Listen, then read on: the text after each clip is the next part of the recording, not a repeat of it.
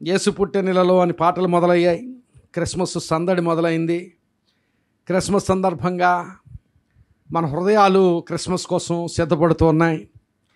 ఈ సీజన్లో యేసుక్రీస్తు ప్రభు జన్మను, ఆ సందర్భంలో సందేశాలను ధ్యానం చేయడం ఎంతైనా ఆశీర్వాదం. ఈరోజు లూకా సువార్త 2వ అధ్యాయము 6-7 వచనాలు మన ధ్యానం కోసం చదువుకుందాం. ఈ వచనాలు మనకందరికీ కూడా చాలా అవగాహన ఉన్న వచనాలు, మనకందరికీ తెలిసిన వచనాలు, మనం కంఠస్థం నేర్చుకున్న వచనాలు. 6-7 వచనాలు లూకా సువార్త 2వ అధ్యాయం. వారు అక్కడ ఉన్నప్పుడు ఆమె ప్రసవ దినములు నిండెను గనుక తన తొలిచూలు కుమారుని కని పొత్తిగుడ్డలతో చుట్టి సత్రములో వారికి స్థలము లేనందున ఆయనను పశువుల తొట్టెలో పరుండబెట్టెను. అలాగే 12వ వచనం, దానికి ఇదే మీ కానవాలు, ఒక శిశువు పొత్తిగుడ్డలతో చుట్టబడి ఒక తొట్టిలో పండుకొని ఉండుట మీరు చూచెదరని వారితో చెప్పాను.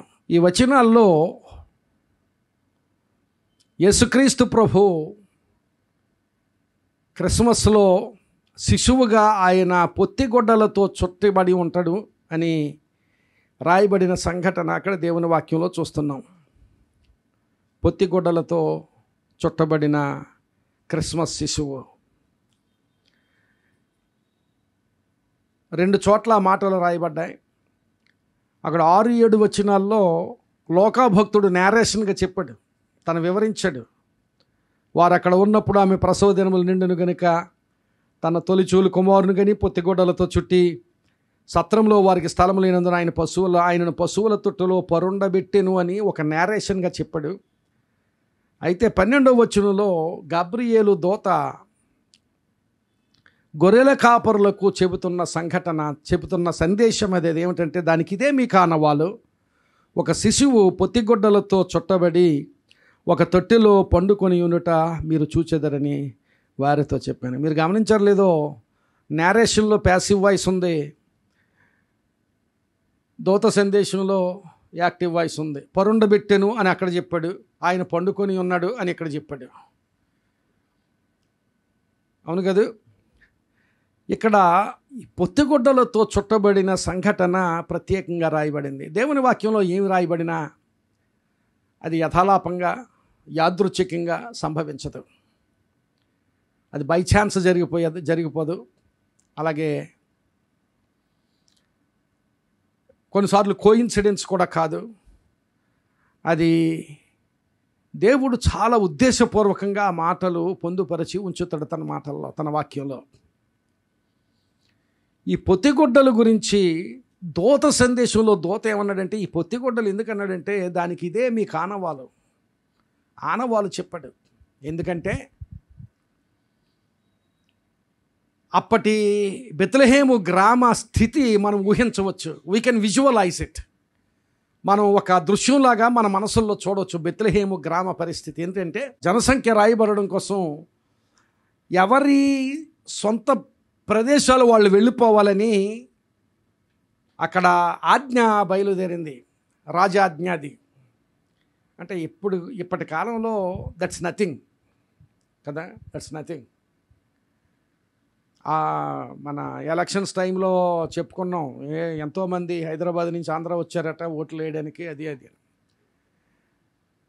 ఇప్పటి కాలంలో అది నథింగ్. కానీ ఆ దినాల్లో ప్రయాణ సౌకర్యాలు కానీ అలాంటి సాంకేతిక సదుపాయాలు ఏమీ లేని రోజుల్లో ఈ గ్రామానికి రావాల్సిన వాళ్ళు ఈ గ్రామానికి వస్తున్నారు, ఈ గ్రామం నుంచి వేరే ప్రాంతం అంటే ఎక్కడికెక్కడికో వలస వెళ్ళిపోయి ఉంటారు. ఇప్పుడు ప్రజాసంఖ్య రాయబడడం కోసం ఈ బెత్లెహేము ఏమనాలి, ఆ గ్రామంలో నేటివ్, ఆ సొంత గ్రామమైన వాళ్ళు ఎక్కడెక్కడో ఉంటారు, వాళ్ళు ఈ గ్రామం రావాలి. ఈ గ్రామంలో ఏదో ప్రాంతం నుంచి వచ్చి ఏదో పనుల కోసం ఉన్న వాళ్ళు ఉంటారు, వాళ్ళ ప్రాంతానికి వెళ్ళిపోవాలి. అలాగూ ఆ ప్రాంతమంతా చాలా తీరిక లేని పరిస్థితి, గజిబిజిగా ఉన్న పరిస్థితి. అలాంటి పరిస్థితుల్లో ఇక్కడ బెత్లెహేము గ్రామంలో ఒక శిశువు జన్మించాడు.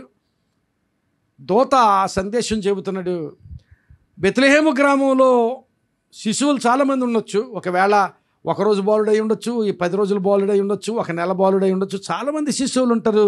ఆ శిశువును పట్టుకోవాలంటే to catch that child, to go to that child, ఆ శిశువును పట్టుకోవాలంటే, ఆ గ్రామంలో ఎంతోమంది శిశువులు ఉంటే ఆ శిశువును పట్టుకోవాలంటే ఎలా చేయాలి అంటే దానికి ఇదే మీకు ఆనవాలన్నాడు దోత. దానికి ఇదే మీకు ఆనవాలు. This is the sign that I give to you. దానికి ఇదే మీకు ఆనవాలు. ఏమిటి అంటే ఆ శిశువు ఎలా ఉంటాడంటే పొత్తిగుడ్డలతో చుట్టబడి ఉంటాడు. ఇది కూడా పెద్ద గొప్ప సైన్ కాకపోవచ్చు, ఎందుకంటే అలాంటి వయసులో, ఆ వయసులో ఉన్న పిల్లలందరికీ కూడా పొత్తిగుడ్డలు చుట్టచ్చు. కానీ పొత్తిగుడ్డలతో చుట్టబడి పశువుల తొట్టిలో పరుండ పెట్టి ఉంటాడు. That is the sign.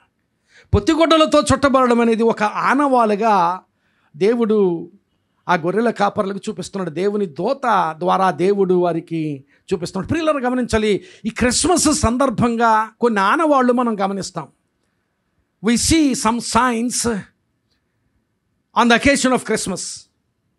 ఆనవాళ్ళు మనం గమనిస్తే, ఆనవాళ్ళను జాగ్రత్తగా తరచి మనం ధ్యానం చేసి ఆనవాళ్ళను చూస్తే, ఆ ఆనవాళ్ళన్నీ కూడా ఎక్కడికి మనల్ని నడిపిస్తాయంటే సిలువ దగ్గరికి నడిపిస్తాయి. ప్రతి ఆనవాళ్ళు సిలువ దగ్గరికి నడిపిస్తుంది. క్రిస్మస్ ఆనవాళ్ళు క్రీస్తు సిలువకు సూచికలుగా మనకు కనిపిస్తాయి, మనల్ని అక్కడ నడిపిస్తాయి. Every sign that we find in Christmas point us or direct us to, they direct us and they point us to the crucifixion, cross, the death of Jesus Christ. అలాంటి ఆలోచనతో ఈ ఆనవాళ్ళను మనం చూస్తే ఇక్కడ పొత్తిగుడ్డలతో చుట్టబడి, ఇదేమిటండి క్రిస్మస్ సందర్భంగా, క్రిస్మస్లో సంతోషము ఆ గొర్రెల కాపర్ల గురించో, జ్ఞానుల గురించో, లేకపోతే మరియ గురించో, యోసేపు గురించో ధ్యానం చేస్తే బాగుంటుంది. ఈ సందర్భంలో సందడే అన్నట్టుగా ఉండవలసిన రోజుల్లో సిలువను జ్ఞాపకం చేయడం ఏం బాగలేదు అనుకుంటే, ప్రియులారా గమనించాలి, యేసుక్రీస్తు ప్రభు పుట్టిన తర్వాత 8వ దినాన్ని ఆయన సున్నతికి చేయడానికి మందిరానికి తీసుకుని వెళ్ళారు.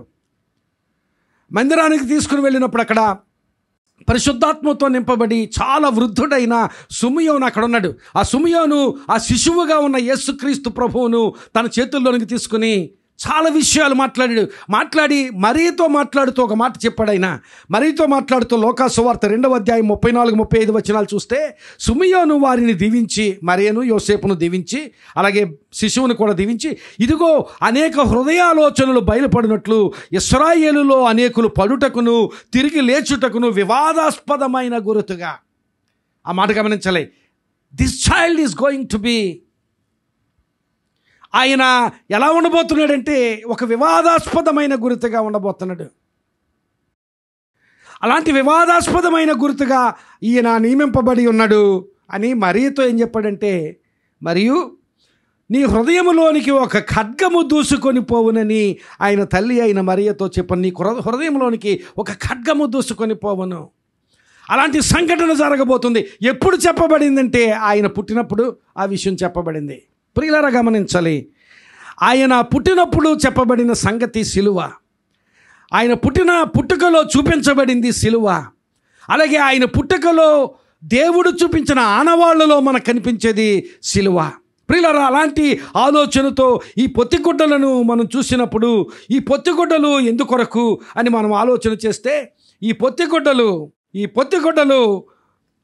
ముఖ్యంగా మొట్టమొదటిగా ఆనవాలుగా అక్కడికి వెళ్ళిన తర్వాత అనేక మంది శిశువులు, ఒకవేళ మీరు గుర్తించలేని స్థితి ఉన్నట్లయితే ఈ పొత్తిగుడ్డలు ఎందుకంటే మీరు టు ఫైండ్ జీసస్, యేసుక్రీస్తు ప్రభువును కనుగొనడానికి ఈ పొత్తిగుడ్డలను దేవుడు తన దూత ద్వారా చూపించిన సంగతి అక్కడ దేవుని వాక్యంలో చూస్తాం. పొత్తిగుడ్డలు యేసును కనుగొనడానికి, టు ఫైండ్ జీసస్. ప్రియులారా గమనించాలి, ఫైండింగ్ జీసస్ ఈ సంథింగ్ ఇన్ అవర్ లైఫ్స్. మన జీవితాల్లో యేసును కనుగొనుట అనేది చాలా ఆశీర్వాదకరమైన అనుభవం. యేసును కనుగొన్న జీవితం చాలా ఆశీర్వాదకరమైన జీవితం. యేసుని కనుగొనడం, యేసుని కనుగొనాలనే ఆశ, అలాంటి ఆలోచన ఉన్న హృదయాన్ని దేవుడు తప్పక ఆ ఆశను తీరుస్తాడు. ఆశ గల ప్రాణాన్ని తృప్తిపరుస్తానని వాక్యంలో వాగ్దానం ఉన్నట్లుగా తప్పక ఆ వాగ్దానం నెరవేర్చబడుతుంది ఆశగల ప్రాణాన్ని. ఈరోజు యేసును కనుగొనాలనే ఆశ నీకుంటే, నీవెక్కడుండి ఈ మాటలు వింటున్నా, ఈ మందిరంలో ఉన్నా లేక ఆన్లైన్లో ఉన్నా, wherever you are, if you really want to find Jesus in your life, ఆయన ఆశగల ప్రాణాన్ని తృప్తిపరుస్తాడు. నువ్వు ఆయన కనుగొనాలి అనుకుంటే తప్పక తన్ను తాను నీ కొరకు నీ జీవితంలో ప్రత్యక్షపరచుకుంటాడు. అనేక సందర్భాలు వాక్యంలో నేను చూపించగలను. ఆయన కనుగొనాలనే వారికి ఆయన ఎప్పుడు కూడా ఆయన మరుగుపరుచుకోలేదు. అంటే ఆయన కొరకు ఆయనగా కనుగొనాలి అనుకున్న వారికి ఆయన ఎప్పుడు ప్రత్యక్షపరచుకోలేదు. బట్ ఇంకొక విషయం కూడా చెబుతాను, మనం ఎందుకు ఆయనను కనుగొనాలనుకుంటున్నాం? Why do you want to find Jesus? యేసుక్రీస్తు ప్రభువుని ఎందుకు కనుగొనాలనుకుంటున్నాం? Why do you seek Jesus? యేసుక్రీస్తు ప్రభువుని ఎందుకు వెతకాలి, ఎందుకు కనుగొనాలనుకుంటున్నాం అనేది జాగ్రత్తగా గమనిస్తే, యేసును రక్షకుడిగా, యేసుగా కనుగొనాలనుకున్న వానికి తప్పక ఆయన ప్రత్యక్షపరచుకున్న సందర్భాలు దేవుని వాక్యంలో అనేకమైనవి మనము గమనించగలం. ఒకసారి బాప్తిస్మం ఇచ్చి యోహాను యోర్దాను నదిలో బాప్తిస్మం ఇస్తూ ఉన్నాడు. ఆ బాప్తిస్మం ఇస్తూ ఉన్నప్పుడు యేసుక్రీస్తు ప్రభు ఆ మార్గం గుండా అలా వెళ్ళిపోతున్నాడు. అప్పుడు బాప్తిస్మం ఇచ్చి యోహాను దగ్గర తన శిష్యులు, అంటే బాప్తిస్మం ఇచ్చి యోహాను శిష్యులు బాప్తిస్మం ఇచ్చి యోహాను దగ్గర ఉన్నారు. అప్పుడు యేసు అలా వెళ్ళిపోతుంటే బాప్తిస్మం ఇచ్చి యోహాను యేసును చూపించి తన శిష్యులతో చెబుతున్నాడు, ఇదిగో లోక పాపమును మోసుకొని పోవు దేవుని గొర్రెపిల్ల. యోహాను ఎప్పుడైతే ఇదిగో లోక పాపమును మోసుకొని పోవు దేవుని గొర్రెపిల్ల అని యేసును చూపించాడో, బాప్తిస్మం ఇచ్చి యోహాను శిష్యుల్లో ఇద్దరు యేసును వెంబడించడం మొదలుపెట్టారు. యేసును వెంబడించారు, యేసుతో వెళ్ళారు, ఆ తరువాత యేసుతో ఉన్నారు.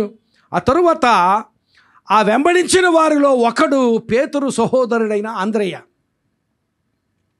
మరొకడు ఆ యోహాను సువార్తని రాసిన యోహాను భక్తుడు.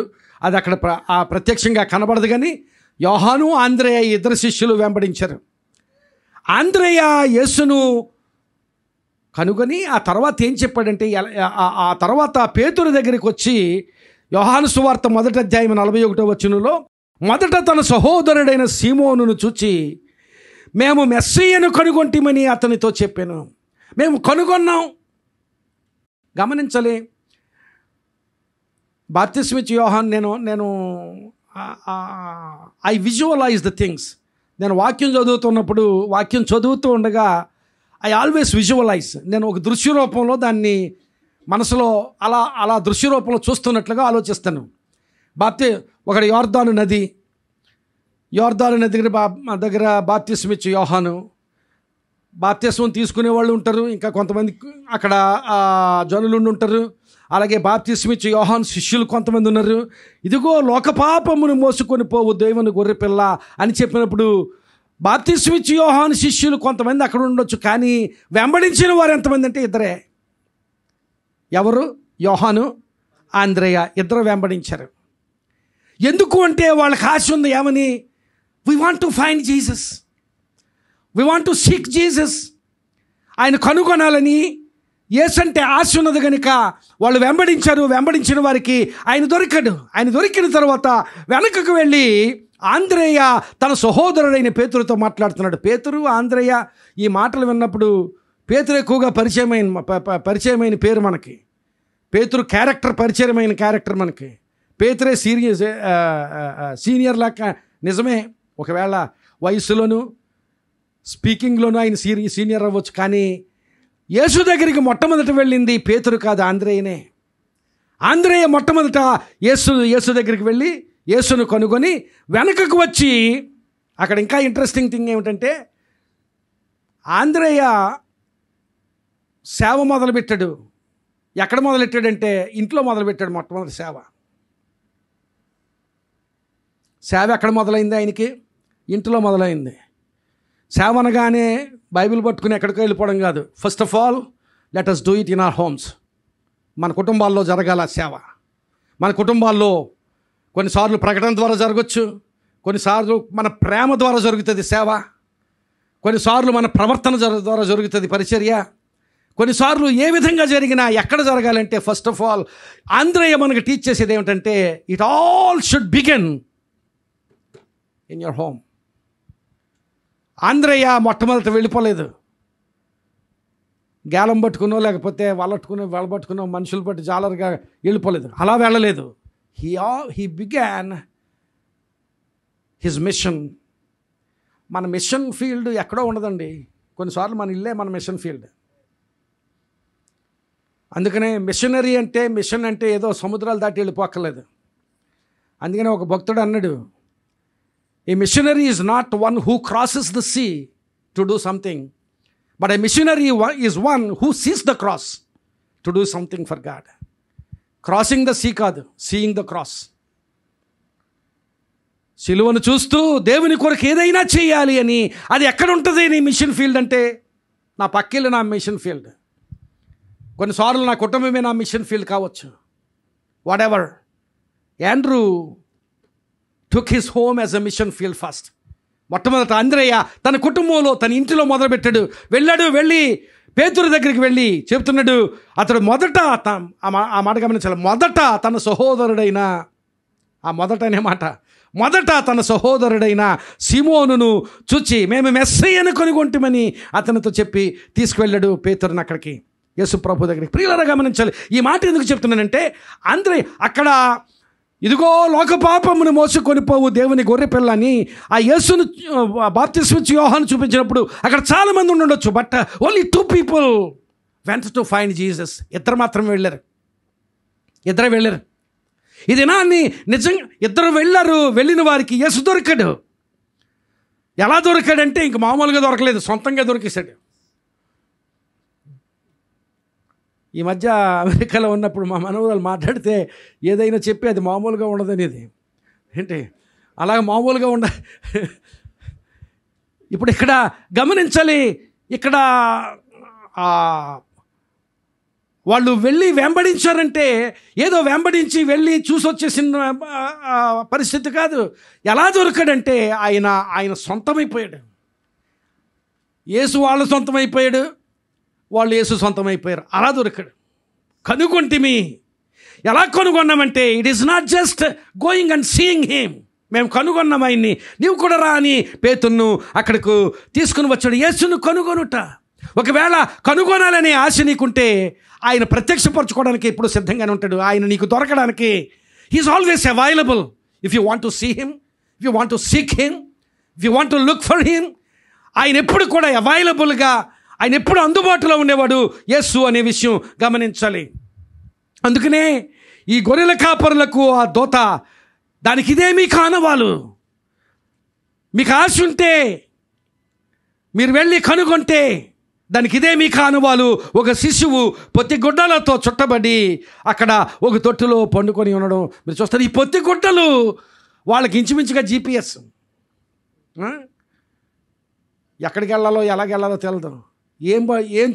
దేనికోసం చూస్తూ వెళ్తారు? GPS అదే పొత్తిగుడ్డలు. అలాగే ఒక మార్గదర్శకత. అలాగే ఆ పొత్తిగుడ్డలు ఆ మార్గం చూపించడానికి, ఆనవాలుగా ఉండడానికి. ప్రియులను గమనించాలి. నీకు ఆశ ఉంటే, ఆయన కనుగొనాలని ఆశ ఉంటే ఆయన నీకు తప్పక ప్రత్యక్షపరుచుకునే ప్రభు ఆయన. ఇంకోటి ఏంటంటే ఆయన ఎవరికి ఎలా ప్రత్యక్షపరచుకోవాలో అలాగే ప్రత్యక్షపరచుకుంటాడు. నాకు ఆయన ప్రత్యక్షపరచుకునే రీతిలో నాకు ప్రత్యక్షపరచుకుంటాడు. ఏంటంటే ఇప్పుడు ఒక్కొక్కరికి ఒక్కొక్క రీతిలో ఆయన ప్రత్యక్షపరచుకుంటాడు. నా అవగాహన మేరకు ఏంటి, నాకు అర్థం కాని రీతిలో నన్ను ఆయన ప్రత్యక్షపరచుకుంటే నేను అర్థం చేసుకోలేను. నేను అర్థం చేసుకునేటట్టుగా నాకు ప్రత్యక్షపరచుకుంటాడు. నీవు అర్థం చేసుకునేటట్టుగా నీకు ప్రత్యక్షపరచుకుంటాడు. ఈ గొర్రెల కాపరులకు పొత్తిగుడ్డలను ఆనవాలుగా చెప్పాడు. పొత్తిగుడ్డలు అంటే సామాన్యమైనవి. వీళ్ళేమి గొర్రెల కాపర్లకు అర్థం కానిది ఏం కాదు కదా. పొత్తిగుడ్డలతో చంటిబిడ్డను చుట్టడం అనేది కామన్గా జరిగేది, ప్రతి చోట జరిగేది. ఈ మధ్య మా ఇంట్లో బాబు పుట్టినప్పుడు వాళ్ళు ఆ హాస్పిటల్లో డాక్టర్స్ ఆ పొత్తిగుడ్డలతో ఆ పిల్లాన్ని ఎలా ర్యాప్ చేయాలో చూపించి మాకు ట్రైనింగ్ ఇచ్చారు మొట్టమొదట. అది రాదా, పొత్తి చుట్టడమే కదంటే మనం చుడితే ఆడు ఏడుస్తాడు, వాళ్ళు చుడితే ఏడు పాపేవాడు. మనం చుడితే ఊరుకున్నవాడు ఏడుస్తాడు, వాళ్ళు చుడితే సిస్టర్ ఉన్నారు, నర్సెస్ ఉన్నారు ఇక్కడ, కనుక వాళ్ళు చుడితే ఏడుపు ఆపుతారు, మనం చుడితే ఊరుకున్నవాడు ఏడుస్తాడు. పొత్తిగుడ్డలు సామాన్యమైనవే కనుక అలాంటి సామాన్యమైన సూచనే వారికి చూపించాడు. అయితే ఇంకొకటి, పొత్తిగుడ్డలు ప్రతి చోట ఉంటాయి కదా, చాలామందికి చుట్టూ ఉండొచ్చు కదా, అందుకనే పశువుల తొట్టులో పండుకొని ఉండుట. పశువుల తొట్టి, ఎళ్ళు కాపరులకి ఏది పశువుల తొట్టి అనేది చాలా సో కామన్, సో అవైలబుల్. ఇక వాళ్ళు వెతుక్కోవాల్సిన పని లేదు. ఇది పశువుల తొట్టా లేకపోతే ఇంకొక తొట్టా అని వాడికి అర్థం కానిది కాదు. యేసు అలా ప్రత్యక్షపరచుకుంటాడండి. వాళ్ళు ఎంత క్లియర్గా అర్థం చేసుకోగలరో. ఒకవేళ పామరులు, ఒక్కొక్కసారి మనం ఆ కాపర్లను పామరులు అంటాం, పామరులో కాదో తర్వాత ఆలోచన. అయితే అది ఒకవేళ పామరుడైతే పామరుడికి అర్థమయ్యేటట్టుగా ఆయన అలాగే కనుపరుచుకుంటాడు. జ్ఞాని అయితే జ్ఞానికి అర్థమయ్యేటట్టుగా ప్రత్యక్షపరచుకుంటాడు. ఆయన ఎలాగూ ఏ రీతిలో ప్రత్యక్షపరచుకోవాలో అలా ప్రత్యక్షపరచుకుంటాడు. గమనించాలి. అక్కడ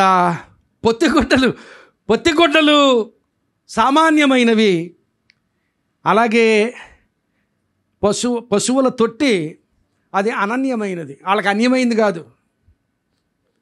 ఒకటి సామాన్యమైనది, ఒకటి అనన్యమైనది. అంటే వాళ్ళకి అన్యమైనది కాదు, ఈజీగా రోజు చూసేది, రోజు పని చేసేది అక్కడే. అలాంటిది చూపించాడు. ఎందుకంటే ఆయన అర్థం అవడం. ప్రియులారా, గొర్రెల కాపరులకు దూత ద్వారా సందేశం పంపించిన దేవుడు జ్ఞానులకు నక్షత్రం ద్వారా పంపించాడు. రివర్స్ అయితే నక్షత్రం గొర్రెల కాపరులకు చూపించాడు అనుకో, ఇక ఏమన్నా అర్థమవుతుందా? జ్ఞానులకు పశువుల తొట్టు అన్నాడు అనుకోండి, ఆడెప్పుడు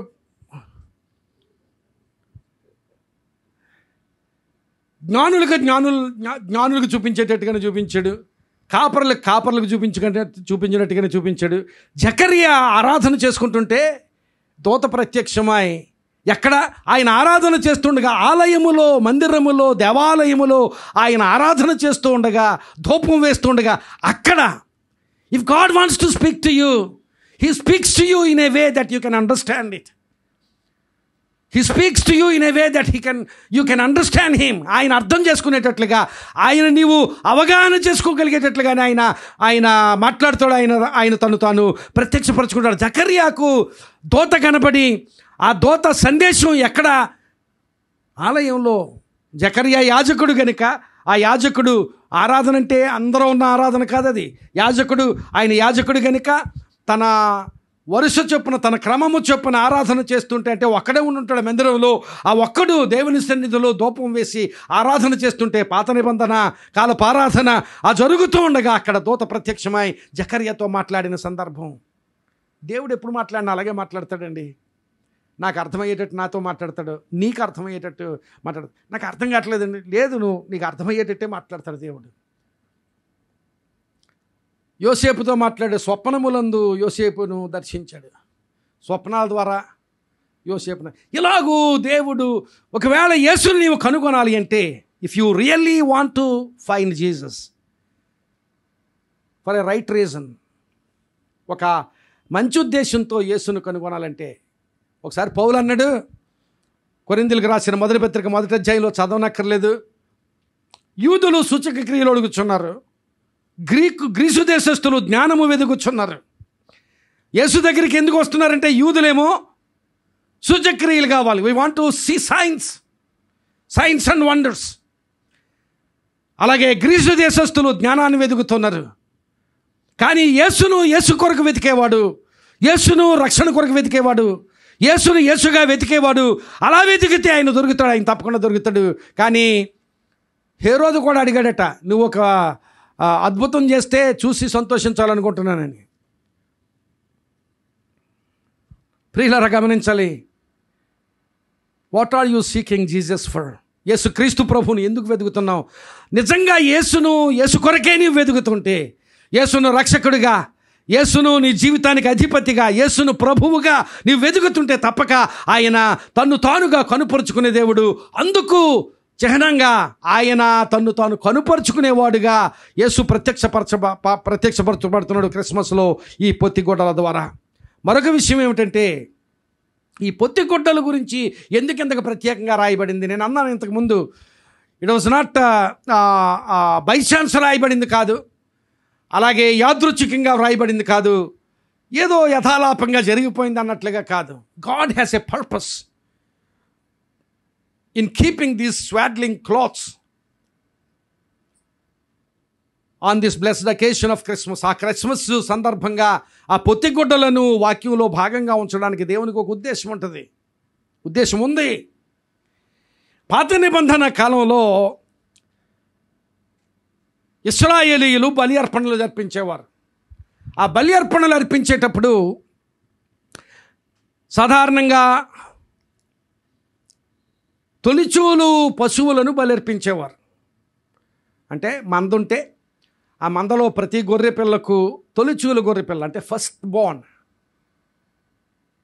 బలర్పించేవారు. ఆ బలర్పించవలసిన గొర్రె పిల్ల పుట్టగానే మొట్టమొదట ఏం చేసేవారంటే, ఆ గొర్రెల కాపరులు ఆ పుట్టిన గొర్రె పిల్లకు, అప్పుడే పుట్టిన గొర్రె పిల్లకు ఈ పొత్తిగుడ్డలు చుట్టేవారట. అర్థమవుతుంది కదా? బలర్పించబడే బలి పశువుకు పొత్తిగుడ్డలు చుట్టేవారు. పొత్తిగుడ్డలు అంటే మనం అనుకున్నట్లుగా చాలా సూపర్ ఫైన్ టర్కీ టవల్ లాంటిదో లేకపోతే సూపర్ ఫైన్ క్లాత్ ఉన్న అది కాదు, గమనించాలి. ఒకవేళ మనం పిల్లలకి ఇప్పుడు అదే చూడుతున్నాం, లేకపోతే క్రొత్తది కొని దాన్ని మళ్ళీ వాష్ చేసి, కొత్తది వాష్ చేయడం అంటే సెంటిమెంట్ కాకపోయినా కొత్తది వాష్ చేయడం అంటే ఒకవేళ కొత్త దానిలో ఏదైనా ఇన్ఫెక్షన్ ఉంటుందేమో అని వాష్ చేసి మరలా వాడతాం. కొంతమంది నాన్నమ్మ కట్టింది అమ్మమ్మ కట్టింది తీసుకురమ్మంటారు కదా. నాన్నమ్మ కట్టిన బట్టలు, అమ్మమ్మ కట్టిన బట్టలు పిల్లలకి చుట్టాలి. ఏదేమైనప్పటికీ నేను దేన్ని కాదు అవునని చెప్పడం లేదు, కానీ ఆ పొత్తిగుడ్డలు, అప్పటి చుట్టబడే పొత్తిగుడ్డలు ఎలాగూ ఒకే టవల్ ఎలా ర్యాప్ చేయడం కాదు, మనం ఒక టవల్ని చంటి పిల్లలకి ఎలా ర్యాప్ చేస్తూ ఉంటాం ఏమిటి, అలా కాదు. పొత్తిగుడ్డలు అప్పుడు చుట్టబడే పొత్తిగుడ్డలు ఏంటంటే 4-5 అంగుళాల వెడల్పు కలిగిన రిబ్బన్స్ లాంటివి అన్నమాట. రిబ్బన్ అంటే మేము ఆడపిల్లలు తలకు కట్టుకునే రిబ్బన్, పల్చటి క్లాత్ కాదు, దళసరిగా టర్కీ టవల్ లాగే అలా రిబ్బన్ లాగా అంత వెడల్పు ఉండి ఇప్పుడు పిల్లలకి అప్పట్లో అలాగే చుట్టేవారట. ఎలా అంటే మొహాన్ని విడిచిపెట్టి మలమూత్ర విసర్జనకు అనుకూలంగా ఉండేటట్టుగా చేతికి ఒక పీసు, ఈ చేతికి ఒక పీసు, ఈ మొండానికి ఒక పీసు, ఈ కాలుకు ఒక పీసు, ఈ కాలుకు ఒక పీసు, అలాగూ పొత్తిగుడ్డలు చుట్టేవారు.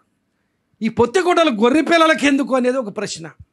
గొర్రె పిల్లలకి ఎందుకంటే బలి అర్పించబడే గొర్రె పిల్ల అన్ని గొర్రె పిల్లలు కాదు, బలి అర్పించబడే గొర్రె పిల్లకు తప్పక పొత్తిగుడ్డలు చుట్టబడాలి.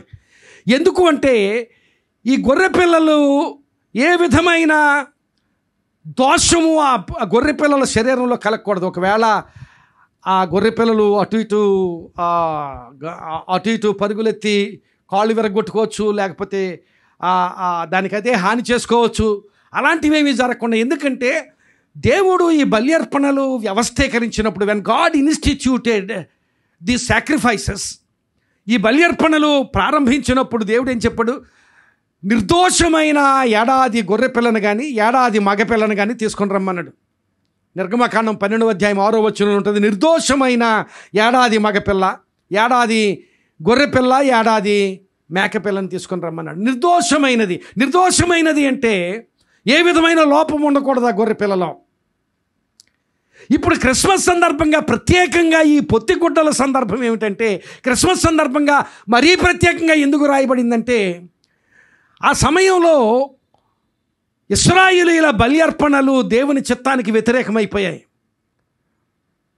మలాకీ గ్రంథంలో నిర్గమకాండంలో బలి అర్పణలు వ్యవస్థీకరించబడ్డాయి. అంతకుముందు ఒకవేళ బలులు అర్పణలు ఉన్నా ఆ బలి అర్పణలు వ్యవస్థీకరించబడినవి కావు, నిర్గమకాండంలో వ్యవస్థీకరించబడ్డాయి. They were institutionalised.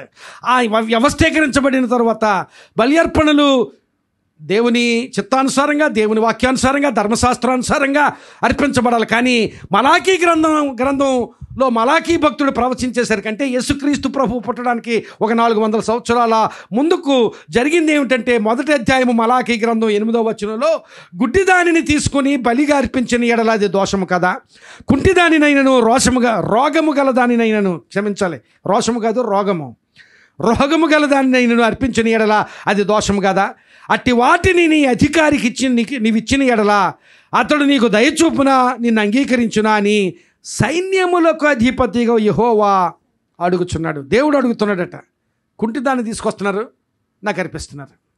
గుడ్డిదాన్ని తీసుకొస్తున్నారు, నాకు అర్పిస్తున్నారు. ఒకవేళ మందను వేపుతుంటే పనికిరాని దాన్ని పట్టుకొచ్చేవాడు అనమాట. పనికి వచ్చినవన్నీ వాడు దాచుకొని పనికిరానిని పట్టుకొచ్చి దేవునికి బలిగా అర్పించేవాడు. ఒకవేళ ఆ టైంలో ఏమిటంటే, అప్పటికి మలాకీ భక్తుడు ప్రవచించేసరికి ఇశ్రాయేలీయులు నానా దేశాల్లో చెదిరిపోయారు. అప్పటికే చెదిరిపోయారు కనుక, యూదులు ఇశ్రాయేలీయులు చాలా దేశాల్లో చెదిరిపోయారు కనుక, ఈ పస్కా బలి అర్పించడానికి ఆయా దేశాల నుంచి ఆ యెరూషలేం పట్టణం వస్తారు. ఆ పట్టణం ఎక్కడో దేశం నుంచి వచ్చేవాడు గొర్రె పిల్లలను సంకన పెట్టుకుని రాలేడు కదా. కనుక ఈ యెరూషలేం పట్టణం వచ్చి గొర్రెలను కొనుక్కుంటాడు. ఆ గొర్రెను కొనేటప్పుడు ఎలాంటి గొర్రెను కొనేవాడు? కుంటిది, ఏదైతే చవకగా దొరుకుతుందో, ఏదో అర్పించేస్తే మొక్కబడి, ఏదో దేవుడు చూస్తాడా అది కుంటిదో గుడ్డిదో, ఏదో చేసేయాలి. ప్రియులారా, అలాంటి ప్రక్రియను దేవుడు ప్రశ్నించాడు. నీవు కుంటిదానిని తీసుకుని వచ్చి అర్పిస్తే అది దోషము కదా, గురుడిదానిని తీసుకుని వచ్చి అర్పించిన ఎడల అది దోషము కదా అని సైన్యములకు, ఒకవేళ ఇలాంటి బలహీనమైన ఏదైనా పనికిరానిది ఏదైనా నీ అధికారికి ఇస్తే నీ అధికారి ఒప్పుకుంటాడా అని సైన్యములకు అధిపతియగు యెహోవా అడుగుచున్నాడు. కనుక దోషము లేనివిగా ఉండుట కొరకు బలి అర్పణలు జరగాలి. కనుక అలాంటి బలి అర్పణలు జరగడం లేదు కనుక, అలాంటి ఒకే బలి అర్పణ జరిగించడానికి ఇదిగో పస్కా బలి పశువుగా యేసుక్రీస్తు ప్రభు వస్తున్న పొత్తిగుడ్డలు అందుకు ఆయనకు చుట్టబడ్డాయి. గొర్రె పిల్లకు చుట్టబడవలసిన ఆ పొత్తిగుడ్డలు శిశువైన యేసుక్రీస్తు ప్రభువుకు చుట్టబడను. అలాగే ఆ పశువుల తొట్టిలో ఆయన పరుణ పెట్టబడడం. ఎందుకంటే పస్కా బలి పశువుగా అర్పించబడుతున్న యేసుకు. ప్రియులారా, గమనించాలి, అది తెలుసుకోవాలి. You need to know that. ఆయన కేవలం కనుగొనడం మాత్రమే కాదు, ఈ పొత్తిగుడ్డలు ఎందుకంటే you need to understand why those swaddling clothes. ఎందుకు? అందులోని పశువుల కాపర్లు ఇదంతా చేస్తుంటారు. ఏంటి? బలర్పించేవాడు బలర్పించాలంటే కుంటిదాన్నో తీసుకెళ్ళిపోతుంటే వీళ్ళు యాక్సెప్ట్ అన్న చేయాలి, లేకపోతే వీళ్ళైనా అలాంటి గుడ్డిదాన్ని తీసుకువెళ్ళి బలర్పించాలి. అంతా వీళ్ళు ఎరుకలో జరుగుతుంది. వీళ్ళైనా చేస్తారు, లేకపోతే వీళ్ళ ఎరుకలో, అంటే వీళ్ళ నాలెడ్జ్లో జరుగుతుంది, వీళ్ళకి తెలిసి జరుగుతుంది. కనుక నీవు తెలుసుకోవలసింది ఏమిటంటే, నీవు అర్పిస్తున్న పనికిరాని బలి అర్పణలు దేవునికి ఇష్టం కాలేదు. కనుక నీ పక్షంగా, నా పక్షంగా, మనందరి పక్షంగా ఒకేసారి బలి అర్పణ అర్పించబడడానికి పొత్తిగుడ్డలతో చుట్టబడిన యేసు. దేవునికి స్తోత్రం చెప్దాం. హల్లెలూయా, హల్లెలూయా, హల్లెలూయా. అది తెలుసుకోవాలి. You need to know. ఈ పొత్తిగుడ్డలు కేవలం యేసును కనుగొనడానికి మాత్రమే కాదు. Why swaddling clothes? Why they were wrapped to the baby Jesus. యేసుక్రీస్తు ప్రభు శిశువుగా ఉన్న యేసుక్రీస్తు ప్రభుకి ఎందుకు చుట్టబడ్డాయి ఈ పొత్తిగుడ్డలు? ఆ ప్రత్యేకంగా దేవుడు చాలా విషయాలు విడిచిపెట్టి ఆ పొత్తిగుడ్డల గురించి ఎందుకు ప్రస్తావించవలసి వచ్చిందంటే, ఎందుకంటే ఇదిగో అప్పటికి బలి అర్పణలు, దేవునికి ఇష్టం కాని బలి అర్పణలు, శాపగ్రస్తమైన బలి అర్పణలు, దేవునికి అసహ్యమైన బలి అర్పణలు జరుగుతుండగా దేవుడు మాట్లాడుతున్నాడు, నీకోసం, మానవాళ్ళందరి కోసం బలిగా అర్పించబడడానికి ఇదిగో బలి పశువుగా, పస్కా బలి పశువుగా యేసుక్రీస్తు ప్రభు ఆ పొత్తిగుడ్డలతో చుట్టబడిన స్థితిని అక్కడ దేవుడు చూపిస్తున్నాడు. ప్రియులారా, గమనించాలి, అక్కడ ఆ ఇశ్రాయేలు జనాంగం కానీ, యెరూషలేము పట్టణం కానీ చాలా తుచ్చమైన స్థితిలో ఉన్నారు. యెరూషలేం పట్టణం గురించి అయితే యెహెజ్కేలు భక్తుడు ఏమని ప్రవచించాడో ఒక మాట చూపిస్తాను. 16వ అధ్యాయము యెహెజ్కేలు గ్రంథము 4వ వచనం చూస్తే, 16వ అధ్యాయము 4వ వచనం, నీ జనన విధానము చూడగా యెహెజ్కేలు గ్రంథం 16వ అధ్యాయం 4వ వచనం. నీ జనన విధము చూడగా నీవు పుట్టిన నాడు నీ నాభిసూత్రము కోయబడలేదు, శుభ్రమొగుటకు నీవు నీళ్లతో కడుగుబడను లేదు. వారు నీకు ఉప్పు రాయకపోయిరి, బట్ట చుట్టకపోయిరి. యెరూషలేం పట్టణం గురించి మాట్లాడుతున్నాడు. యెరూషలేం పట్టణం, దాని చరిత్ర మనం ఆలోచిస్తే, యెరూషలేము పట్టణము ఇశ్రాయేలు దేశానికి, ఆ తర్వాత యోధా దేశానికి రాజధాని. ఆశీర్వాదం. ఇప్పుడు మనం యాత్రలు చేస్తున్నాం. ఇదంతా ఒక ఎత్తు అయితే, యెరూషలేము చరిత్రను జ్ఞాపకం చేసుకుంటే, the origin and the beginning of the city of Jerusalem was not that blessed. అదంతా ఏం ఆశీర్వాదకరంగా ప్రారంభమైన ప్రారంభం కాదు యెరూషలేము పట్టణ ప్రారంభం.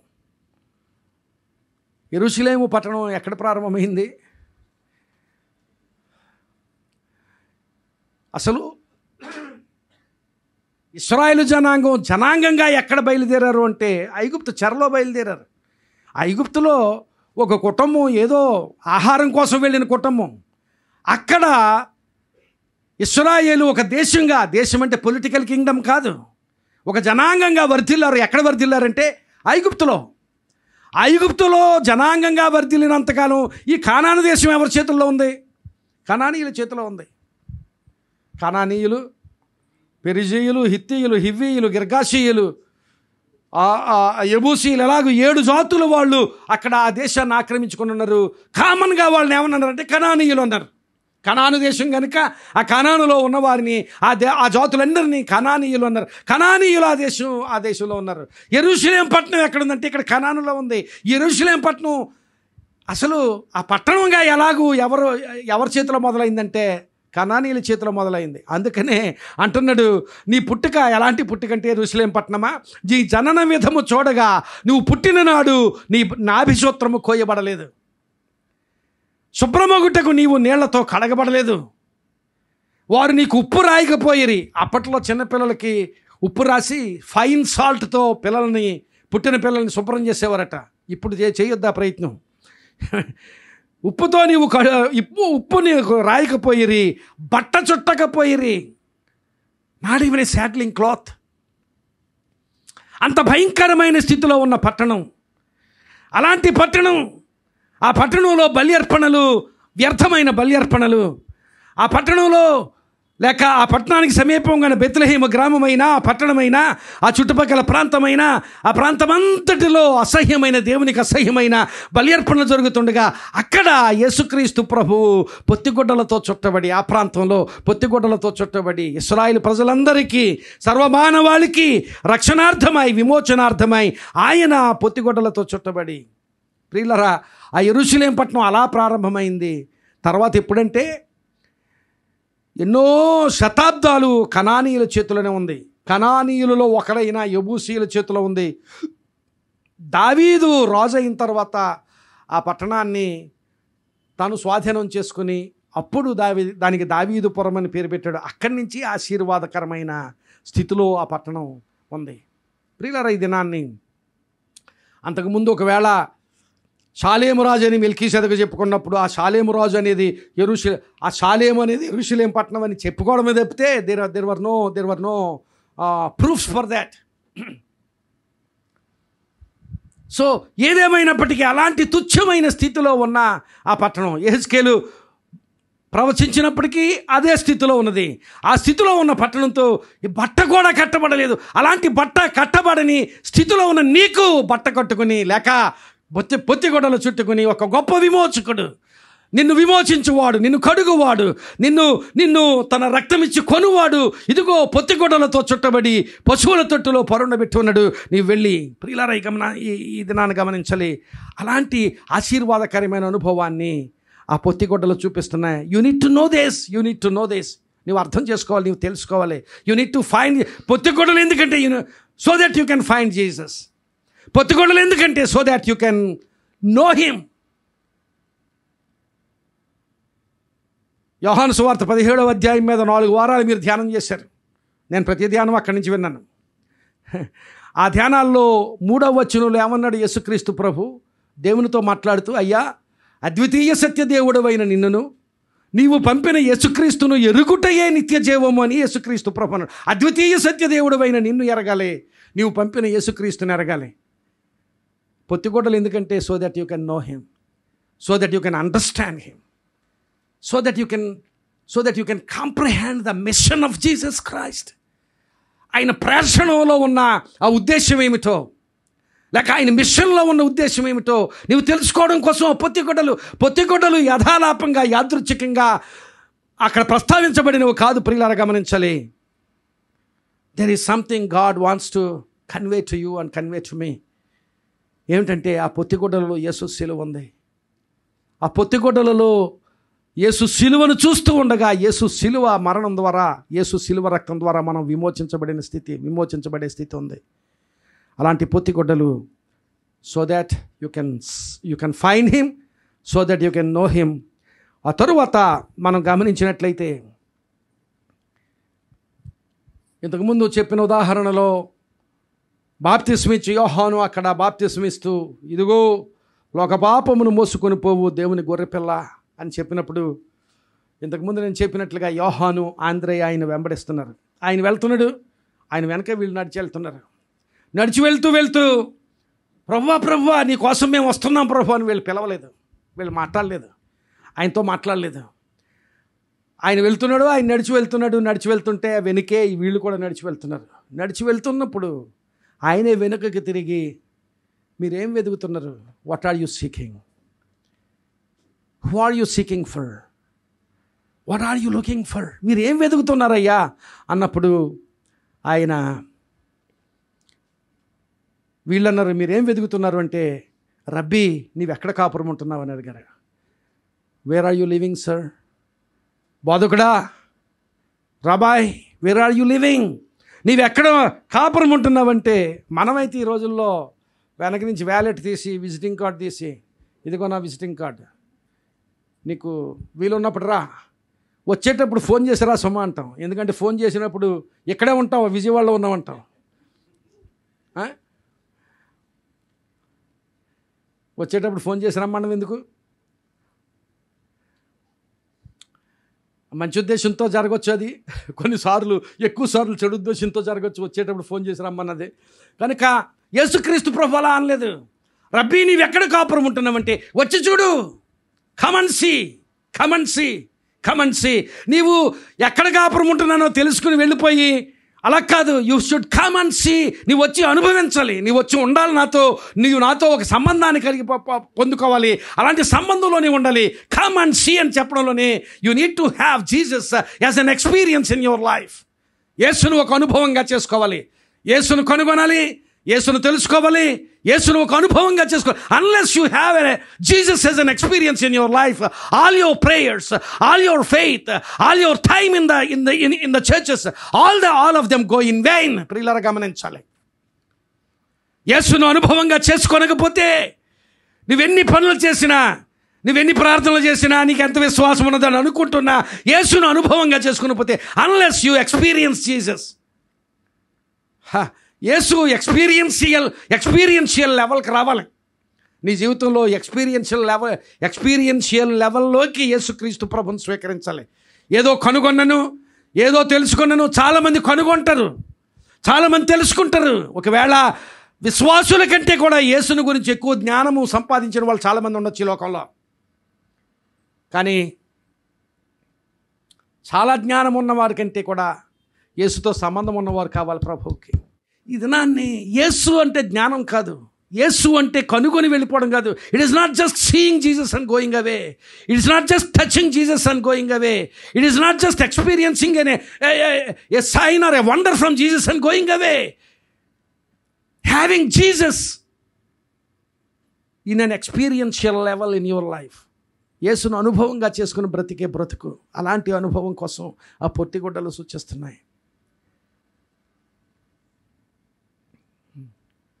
పొత్తిగుడ్డలు అక్కడ అలా కనిపించాయి. తర్వాత యేసు సిలువలో అరిమతయి యోసేపు, అలాగే ఆయనతో నికోదేము జాయిన్ అయ్యాడు. వాళ్ళిద్దరూ కలిసి ఆయనకు సన్నపనార వస్త్రములు ధరింపచేశారు. అసలు సిలువలో ఆయన వేసుకున్న వస్త్రాలు తీసేశారు వాళ్ళు. ఆ వస్త్రాలు తీసివేయబడ్డాయి, సన్నపనార వస్త్రాలు. లైనన్ క్లాత్స్, ఆ సన్నపనార వస్త్రాలతో సిలువ వేశారు ఆయన్ని. ఆ సిలువ వేసి ఆయన్ను ఆ సన్నపనార వస్త్రాలు సిలువ వేయడం అలా వేయలేదు, సన్నపనార వస్త్రాలు చుట్టి సమాధి చేశారు. సమాధి చేసిన తర్వాత 3వ దినాన్ని మగ్దలేని మరియ వచ్చి ఆ రాయి దొర్లించబడి ఉండడం చూసి భయపడి పరిగెత్తుకుంటూ వెళ్ళింది. అక్కడ పేతురు యోహానులకు చెప్పింది, అయ్యో ఎవరో ఎత్తుకుని వెళ్ళిపోయారు ప్రభువుని. పరిగెత్తుకుంటూ వచ్చి చూసినప్పుడు ఆయన ఆ సన్నపనార వస్త్రాలు అక్కడ పడి ఉండడం, ఆయన తలకు చుట్టిన రుమాలు అక్కడ పడి ఉండడం. ప్రియులారా గమనించాలి, ఆ పొత్తిగుడ్డలు జ్ఞాపకం చేస్తాయి ఈ సన్నపనార వస్త్రాలు. ఆ పొత్తిగుడ్డలలో విమోచన చూస్తాం.